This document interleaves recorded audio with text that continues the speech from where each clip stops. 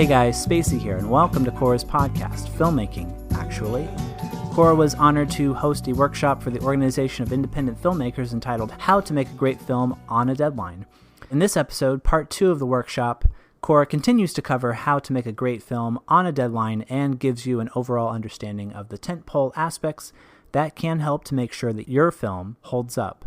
So enjoy. I'm going to jump back over here because I feel like there was a couple of questions talking about playlists still. Yeah. Oh my God. I could talk about that all day. Yeah. The tech stuff. If I'll be honest, if someone's going to cut you, don't worry about technical stuff, having the eye line down and blah, blah, blah, blah. If someone's going to cut you because you look down at the paper for 2 seconds and that's why they didn't want to cast you, honestly, I think it's a little ridiculous, and it probably isn't someone you want to work with. That sounds like a very toxic, working relationship. If you just show up, be your best self, bring the character. Didn't Leah Michele, when she got cast in Glee, she got in an accident in the parking lot, and she told the pianist to stop. She was like, no, can you just start over, in the middle of her audition? And they were watching her and they were like, oh my God, it's her. It was the character standing there. Maybe a little bit of typecasting in that example, but bring yourself. If it's a good fit, you'll be a good fit. Don't get too into your head. And yes, breathing normally, definitely. That's a great tip. When you're saying your lines, just relax, just talk. All right. So here's a question. In some film challenges, it's common for writer directors to just cast their friends. Shouldn't they resist that and still have them audition? That is a great question. You're not going to like my answer. The answer is no. So when you're making a movie, yes, it's for fun, especially if it's for a feature, especially if you want this to be a career. This is your job. This is your business. This is your work. You should always take time to, be more inclusive, to work with people maybe you wouldn't have otherwise worked with, to expand your circle, to expand your network, to, as you build yourself up. There's that expression, never look down on someone unless you're reaching down to bring them up to your level. You should always try to be as beneficial to the film community as you can. But at the end of the day, it's not your job to provide an opportunity for every single person in the world. It's everyone's job to provide as much opportunity as possible. And that's totally idealist. If you're doing a film challenge, if you're doing a 48-hour and you've literally have 12 hours to write your script and another 15 hours to shoot it, and that's it. And someone is perfect for the role and you just want to hand it to them. Or even, I've been given feature film scripts. We optioned a screenplay where I read it and I was like, oh my gosh, the lead actor for this is blah. And I literally told my husband about the character and I said, I think this needs to be gender swapped and she needs to play this. And he was like, yes. And we gender swapped it, did a little bit of rewrites. I sent her the screenplay and I said, what do you think? And she was like, oh my God, yes, this is totally this is my role. And when we were doing the auditions and I was watching her with the people we were casting, she was so perfect. I didn't need to audition because I already had the person. If you never audition and you're only just casting your friends and you never expand your circle, that could be seen as being a little nepotistic, and it also could be a little bit problematic. But especially if you're in a film challenge, you're on a short time, you're on a very tight deadline, you're usually on a very low budget, you usually don't have a lot of access to things like a long, luxurious post-production time to fix things that went wrong on set. And unfortunately, sometimes it is a good idea to work with people who in those situations because you know them and you can trust them. And unfortunately, every time you bring in someone you've never worked with before, there's a little bit of a risk. And that's why during the audition process, it's so important to give notes, see how they respond, see how they work with people, see how they work with each other, because you want to make sure this is a good fit. Filmmaking, unfortunately, is not like kindergarten. Everybody does not need to get along.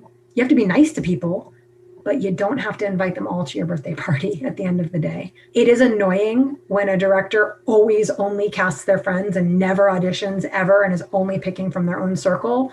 But at the end of the day, that director probably has a very specific thing in their head. And if they're already being so biased to their own, it's very possible that they wouldn't have space to allow you to bring everything you could bring to the table. And it probably wouldn't be a good working relationship. That's just my thoughts on it. And even for that one thing, I think I offered 2 roles in that, and we auditioned everything else. So that's just, it is a production choice. As a producer, it is safer to work with people who they can do continuity. I will say though, I totally cast a friend in a role. I didn't even audition at all. It was 2 characters. I was like, okay. I was like, hey, you guys, let's make a movie. It'll be great. And I'd never worked with one of them on film. I'd only worked with them on stage. They could not duplicate emotion to save their life. And I didn't even notice because it was one of these really quick, like, we're going to film this in a couple of hours type thing. And when we got to post, my husband looked at me and he was like, because he was trying to edit it. And she literally picked up the cup different every single time. I don't think she ever did the line the same twice, ever. So yeah, those are all things to consider. At the end of the day, it is a personal choice of the production team and the director. All right, script supervisors are your best friend. Yup. Tell people why you aren't casting them. I don't understand people who can't take 2 seconds to give a note. You're going to be there all day casting anyway. Just pull them back in real quick. Let them know why. Give them some constructive criticism. Those couple of seconds could save someone so much anxiety and so much mental anguish. Like, it's really worth it. That's true. Bill Murray is in everything. Okay, good. Ron Howard.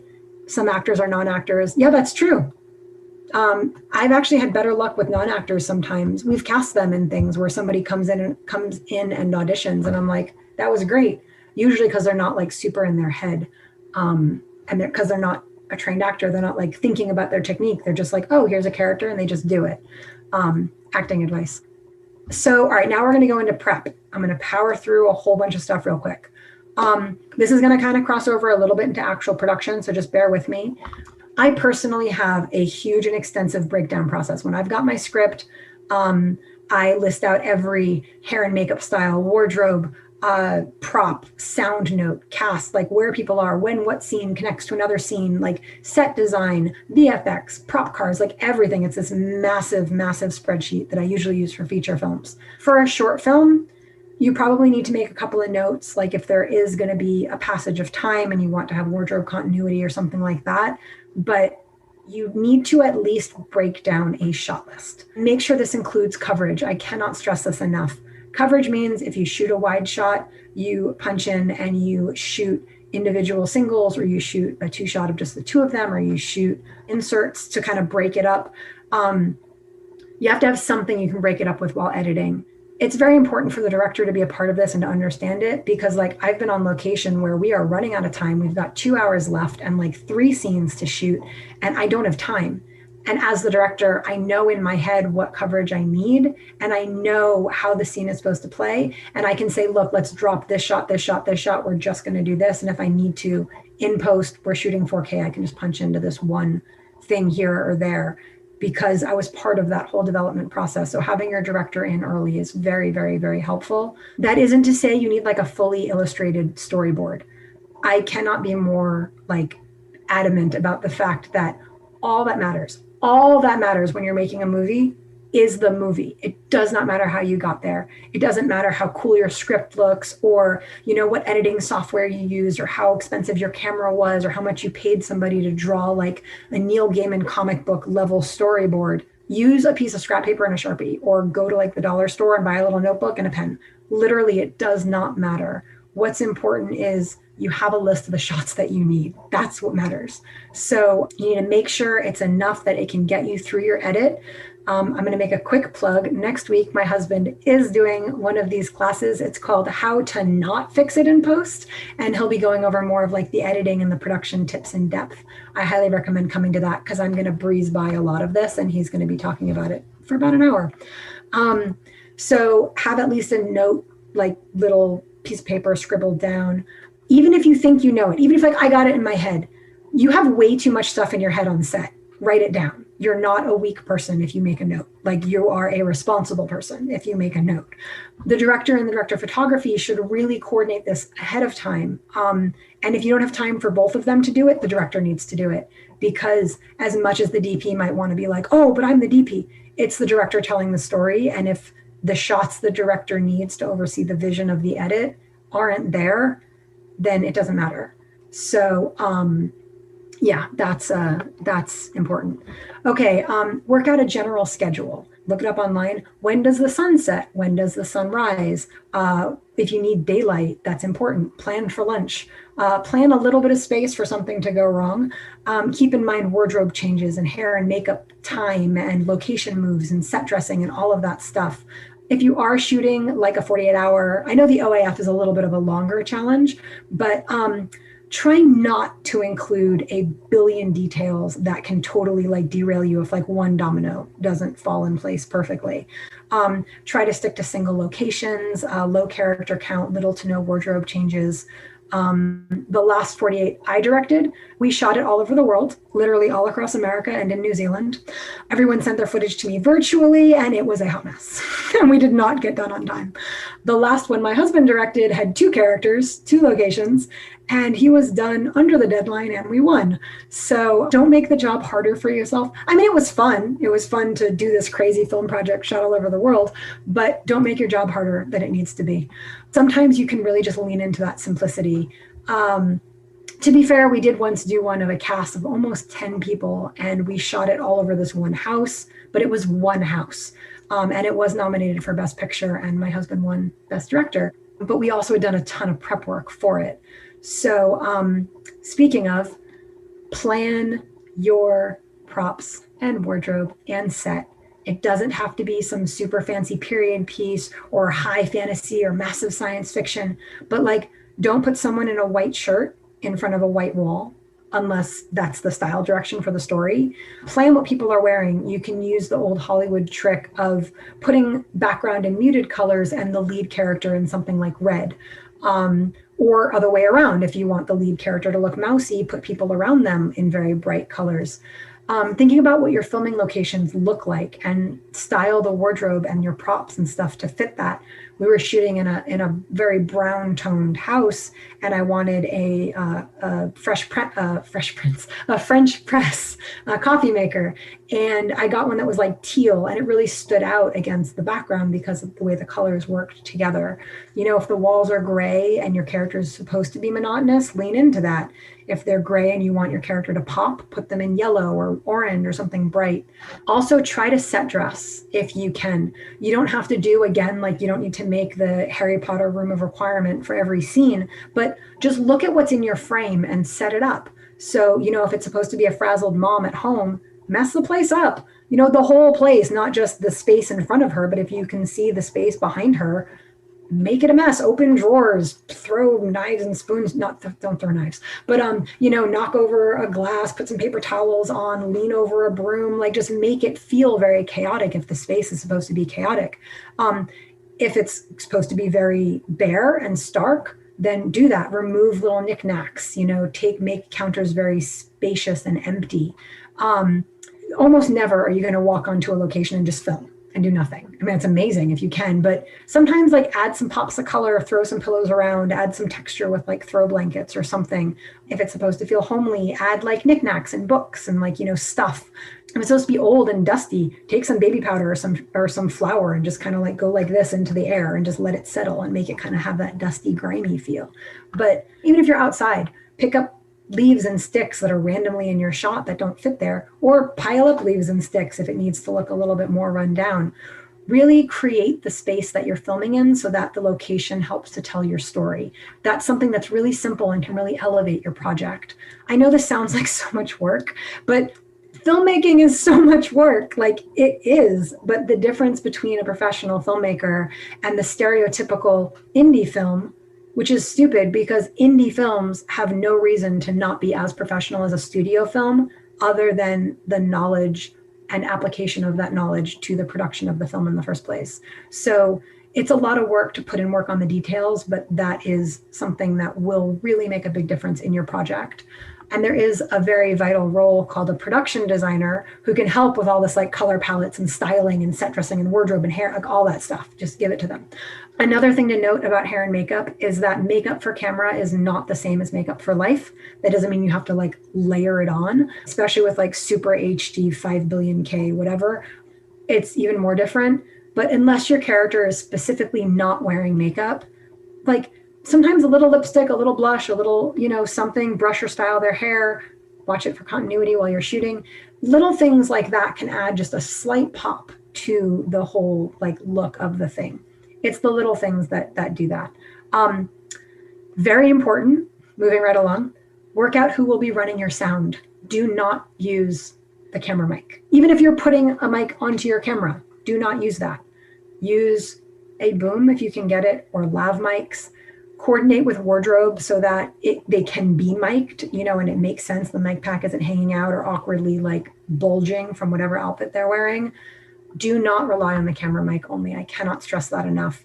If you get nothing else from this class, have a good story, get shots that are in focus, shoot coverage, have good actors, get good sound. Like that's literally like so important. Sometimes a great story can override all of these things, but more often than not, those things will kill a good story. Everyone jokes about room tone. There's all these like internet memes. I don't know why. I don't know why it's so funny. I think room tone is like so important. And to me, I find it a little unprofessional when people are like, oh, got to get room tone. Like on all of my sets, when they say hold for room tone, everybody just shuts up and sits there.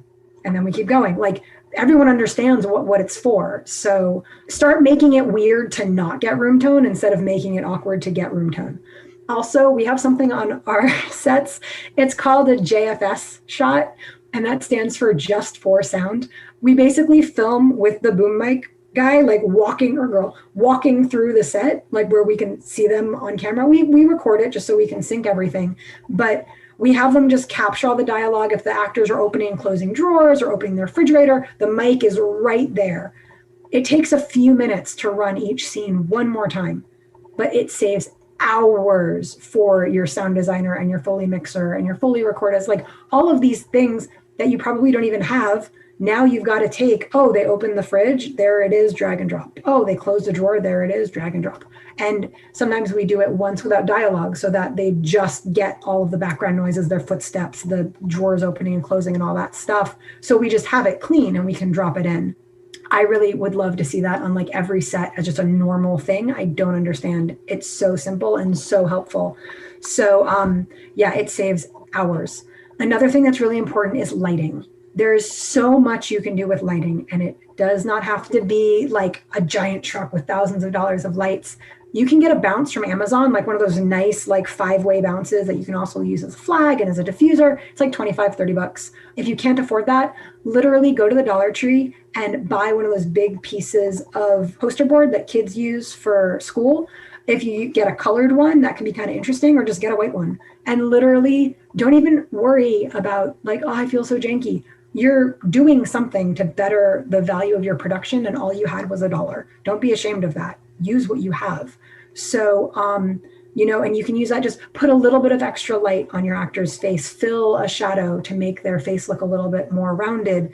If you want something to catch attention, put like a little extra light on it. If you need to, use a flashlight app on your phone and stand there like this, lighting people. I've done that for photos before, where I just like, it was too dark and I just had two people with their flashlight apps on, and then we took the picture. If you use a desk lamp and, remove the shade and take some tinfoil and shape it to make like a funky angle and use it for like a film noir, like you can do so much. And I totally recommend playing around with lighting because it's another one of those things that's the difference between, oh, I just turned on a light. Like, don't just turn on your ceiling light and call it lit. Okay, great, you can see them. That's not lighting. That's just like ambience. Learn a little bit more about it so you can use it as a tool. Also, and this is huge, when you're looking for a director of photography, watch their reel and look at the lighting. Like, I cannot tell you, a good DP understands not just camera, but light. I mean, photography literally means photography, writing with light. And a fancy shot demo reel with like all this cool camera motion and funky editing and crazy music, but the lighting is like boring or flat or uninteresting or unartistic. That's an amazing camera op, and you should totally look at them for a camera op. But you need to find a DP who can work with lighting and camera, because the purpose of the shot is not to make some sort of pimped out demo reel for the DP. The purpose of the shot is to capture the story and to shoot the style in a way that serves the moment on the screen. So it's not meant to be overly interesting to the point of distracting. It's meant to fill that moment of story with either a handheld or a zoom or a pan or any of these various different camera motions or camera setups or framing.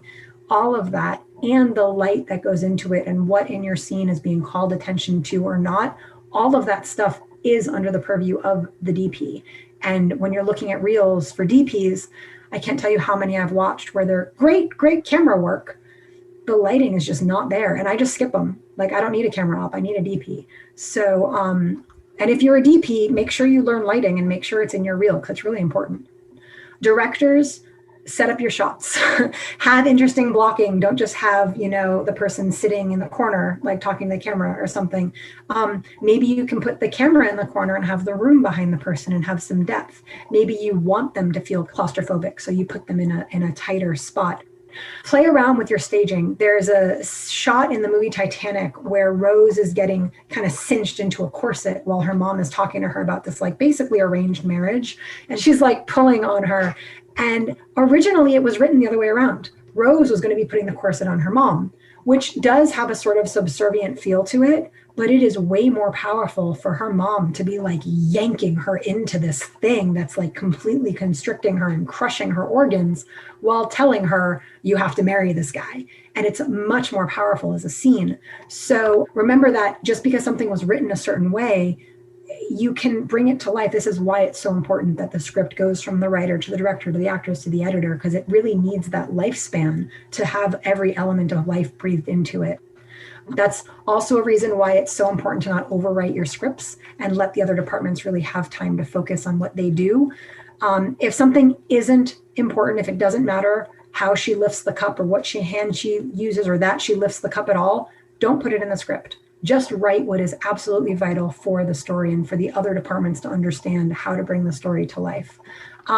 This is also why tech scouts are so important, where to put lights, camera, all that stuff, general blocking walkthroughs before you shoot, because you can figure this all out. If you're on a time crunch, sometimes it's a little harder, but especially if you can't write the script ahead of time and then you're getting to your location and kind of rushing. But, while everyone's getting in wardrobe, doing hair and makeup, eating breakfast, like walk around with the DP and the director and look and get an idea of how you're going to stage things. Or be familiar with the location before you write, so that when the director sees the script, they already know the location and they can kind of think with it in their head. Then there are just some general logistics. Who's going to pick up lunch? What are they getting? Where is it coming from? Who's going to order? How does that all work? Do you need to order ahead? What car is that person going to be driving? What vehicles does production need? Does our department need to jump ahead to another location to set it up? And you only have one car and now no one can get lunch? Do you have a first aid kit? Who knows how to use it and who knows where it is? Are you going to be putting out snacks? And now in today's world, are you going to be doing that with COVID safety? I didn't even get into COVID safety in this. That's a whole other category. Does anyone on set have an allergy? Probably. I say don't bring peanuts on set ever. That's such a common and deadly allergy. It's just not worth it. But sometimes sending a quick email to everybody, hey, quick question, does anybody have any, serious allergies we should be aware of, whether it's for animals or for food? Because, for all your lead actor is deathly allergic to cats, and you walk on set at the location and the owner has 4 cats, and now your actor is puffy and swollen and their eyes are running and they're sneezing and they can't do their job. That's something that you can circumvent with a quick email ahead of time. If you're shooting multiple days, where's wardrobe and hair and makeup and gear and all that stuff going to stay? Does anything need to be washed or cared for or kept for continuity? What time are you returning to set the next day? Do people have time to sleep? Is there gear or props or things you have to pick up ahead of time? If so, who's going to do that? Where is it going to live until you're ready to use it? Fun fact, it is so much easier to answer all of these questions where the answer isn't, I'm going to do it.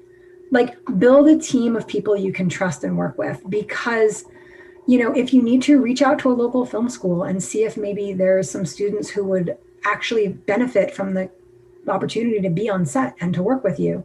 And while they're on set, task them with real tasks. Don't treat them like minions. These are people who want to learn, who are here to help you.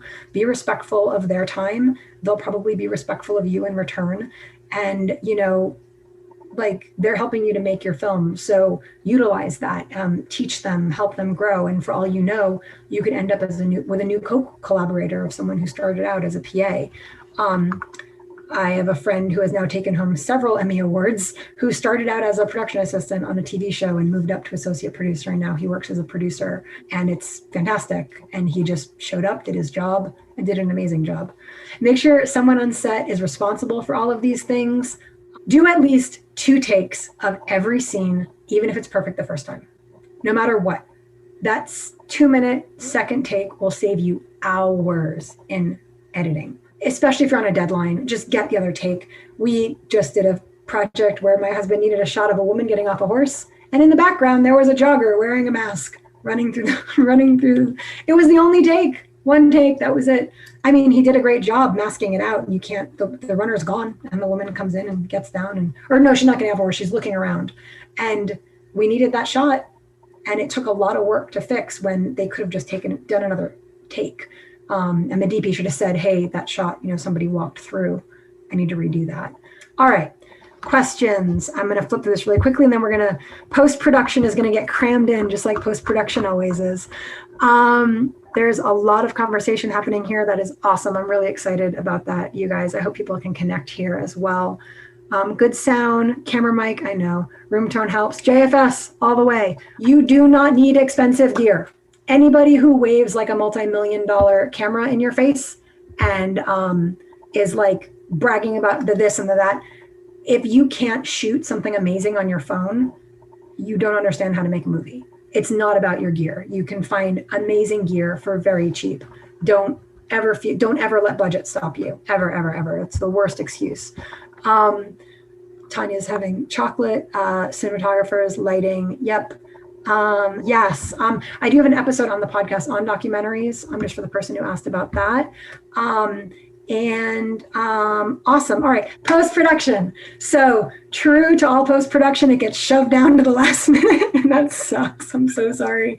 But also, like I said, my husband will be teaching that class specifically on how not to fix it on post. Do check that out. For now, I'm just going to touch on some main points. I'm going to go really quickly. So editing. General cutting of your film is so important for rhythm and style. Yes, great editors can save a crappy production team from bad cinematography or even weak acting performances or awful continuity. But in a perfect world, the footage they have is good to start with, and they don't have to fix it in post. So when editing, the most important thing is to cut it in a way that tells the story. Sometimes, don't just establish cut, next scene, cut. Like, you can do something called intercutting, which is where you take pieces of one, like this scene happens and this scene happens, and you kind of cut them like that. You can pull audio from one shot and have, maybe you hear the car before you see it, or maybe you see the car while the audio from the other scene is carrying in. You can do a lot of stuff with the way you put everything together. Editing is the ultimate sandbox because you can do anything, and the editor has the ultimate privilege of every other person on set doesn't get to see it. They're imagining it in their head. They're building it as they go. They're putting it together out of the air. And then the editor gets to sit there and look at it and be like, yeah, that was wrong. That's pretty good. That you could have done that better. Because they get those pieces. So use that as the editor and use it to amplify the work that was done by the rest of your team. And hopefully they did a good job and didn't dump you with a pile of garbage to work with.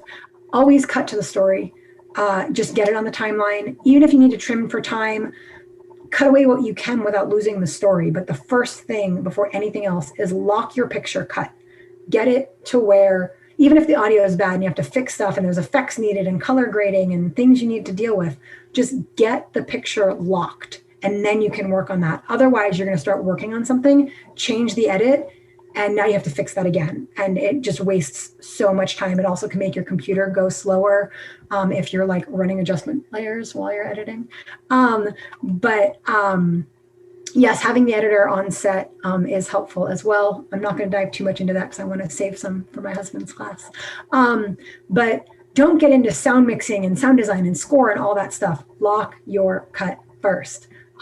Then send it for effects and audio mixing and score and start your color grading all at the same time, because they can all be working concurrently while the cut is locked. Color grading is super important. It's just a little bump of polish. Don't just drag and drop a LUT. A LUT, for anyone who doesn't know, it's an acronym for a lookup table. And it's basically a preset or save settings of color grading. It's kind of like dropping an Instagram filter on it. And it may not actually work. I'm sure you've gone through your Instagram filters and you put one on and you're like, oh, that's terrible. So don't just drag and drop, because even if it looks good on one shot, it might not look good for the whole film. So at least check it. As with anything in film, be intentional. Like, do it with purpose, do it with a reason. Also, lean into sound. Give moments for your story and characters to just exist. Build a world around them beyond just what they see, but what they hear. Maybe a story takes place during a major storm. You don't even need to show it. Just board up the windows and have that sound of a hurricane happening outside. Mix your dialogue. I cannot stress that enough. Nothing screams more during like a screening. We've all been there and we're sitting there and as one mic turns on and off, and it's so obvious. So if you didn't get clean audio, if you can't get rid of it, if you're running out of time, just drop a little crossfade on the end, just blend it in so that it kind of comes and goes gently. It's not going to totally fix it, but it makes it a little less shocking, and it's super quick to fix that. When it comes to the score, you can edit to pre-existing music. This is my personal preference though. Unless you're making a music video, why? Like, what's important is your story, not the music. As much as I love music, your story and the emotion of every moment should be allowed to breathe as long as it needs to, not cut because that's where the drum beat is. So I know tons of people who cut to scratch tracks, and some people even like that's their thing is cutting the music, and that's totally fine. Again, what works for you. I personally say lean into the story. Try to have an original score written to the film that you cut, even if there's themes and things like that kind of being developed. Even if you drag and drop music after it's cut, sometimes you can play with it and make it really fit the story instead of trying to make your story fit the score. Again, a film isn't a music video. So do try not to use like action sequence 732 from some random website. Like, try to find something original when it comes to your music. If it's a piece on a train, try and find something with like this train-esque sort of chugging rhythm to it. If it takes place in the rain, maybe lean into that and have that sort of like torrential element added to the score. Give characters their own themes. There's so much that you can do with music. I know this seems like super high and mighty goals for a film, especially if it's on a deadline, but if you plan ahead of time, you can even bring your script to your composer at the beginning and have them start kind of like getting some ideas before you even film. You can actually work these things out and then go from there and kind of have it all come together in post. Lastly, your end credits. Include everybody who works on your film, spell their name right, make sure you credit them properly. Try not to have a long, powerful opening sequence. It's awesome that you want your name up there and you want to tell the world who you are. Like anything in film, don't tell them, show them. Show them your film and then say a film by and have that splash across the screen after their like mind is blown from watching your amazing work. And then make sure you include the little copyright. This film is a work original. Any relationship to characters, real or fiction, is purely coincidental, blah, blah, blah, blah, blah, blah. And that's it. I've got 4 minutes for questions. Sorry for rushing through that. I really wanted to make sure I was able to kind of get through everything. I'll jump in over here.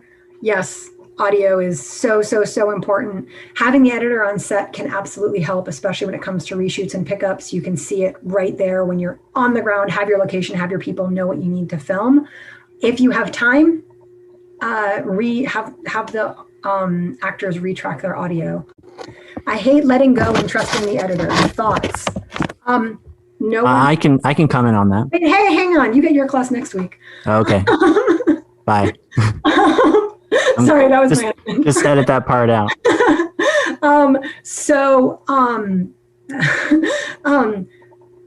one says you have to. There's nothing that says. Now, obviously, you want your editor to have space to do their job.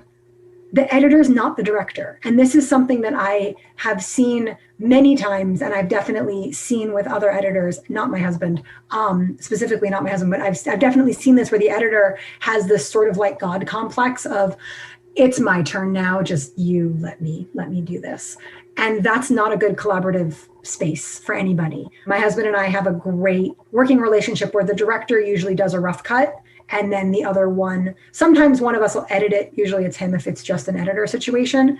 And then the director will come in and do a pass, or the director will do a rough cut and then the editor will kind of come in and spice it up and punch it up and make it like better. You do have to get past your ego in a little bit, that it always helps to have another set of eyes. Someone is going to see something. Both my husband and I infallibly have said, I had to take that shot. I had to make that cut because there was no way else to do it. And we had genuinely tried. And the other person looked at it and figured it out and fixed it. And that's just something to keep in mind.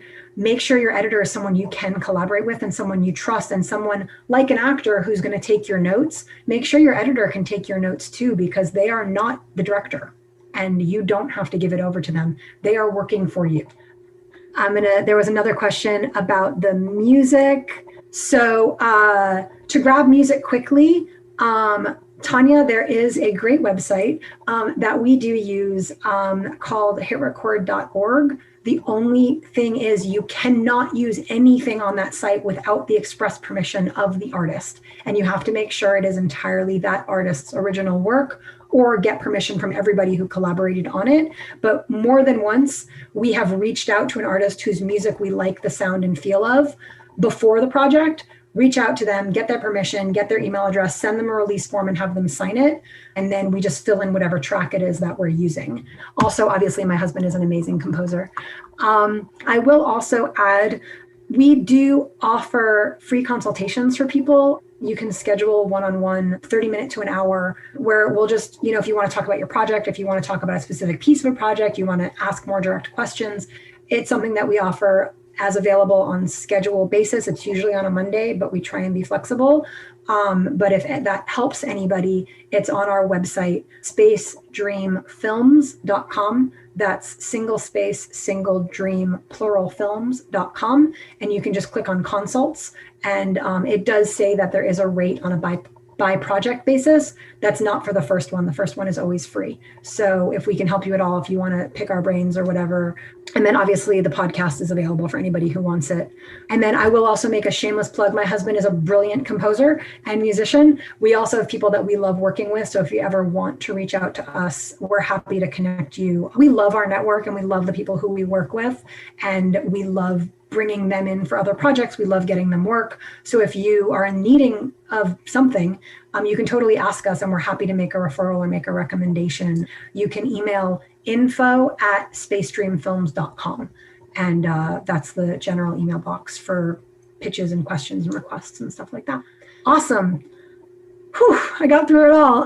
Thank you all so much for coming. I hope this was helpful. I know I kind of powered through a ton of information and we just barely scratched the surface on all of it. There's no way to cover everything, but those are some things that you can use that most people don't, that really will elevate your project and give you a little bit of an edge in a competition, a little bit of an edge in a festival.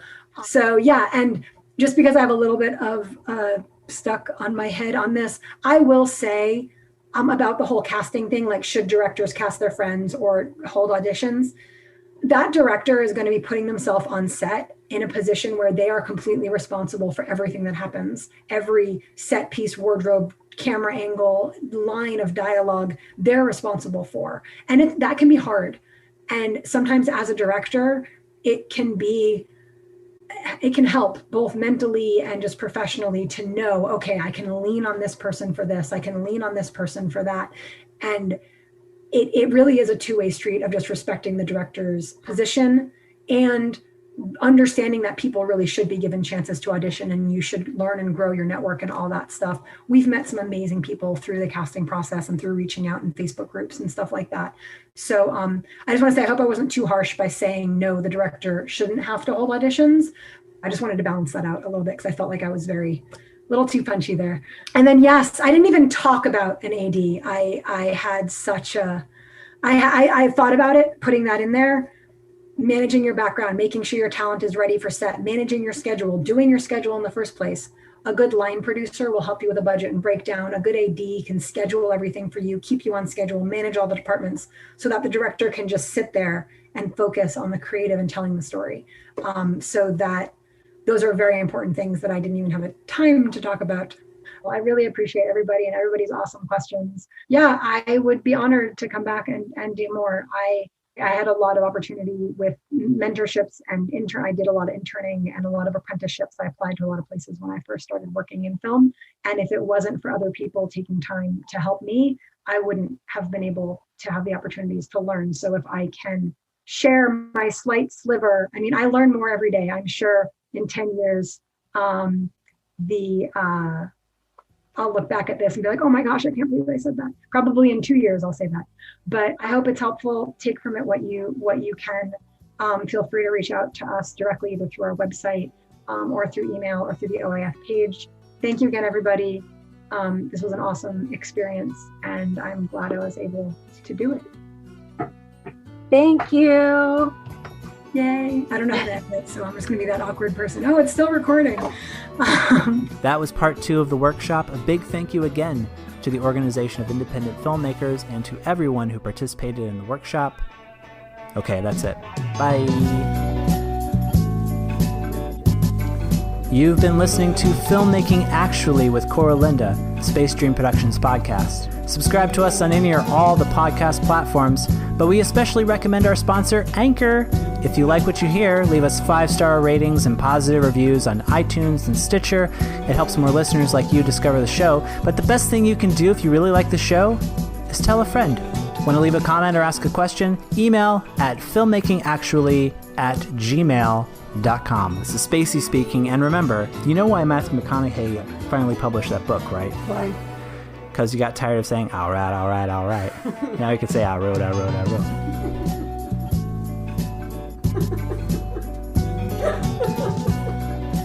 And we'll see you next time.